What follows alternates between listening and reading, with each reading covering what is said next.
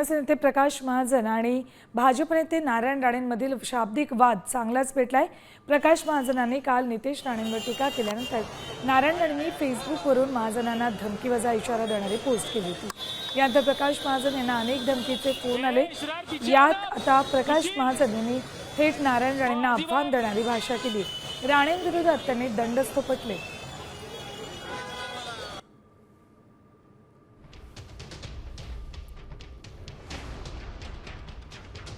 मी अशी कोणची भाषा वापरली की तुम्ही मला हे धमकी द्यायला?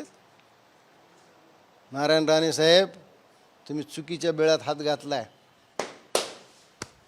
या कुठे येऊ? कणकवलीत येतो। काय बोललो वाईट मी? माझ्या राज ठाकरेवर तुमची मुलं वाटेल त्या शब्दात टीका करतात, त्यावेळेस तुम्ही नाही सांगितलं तुमच्या मुलांना की भाषा नीट वापरा?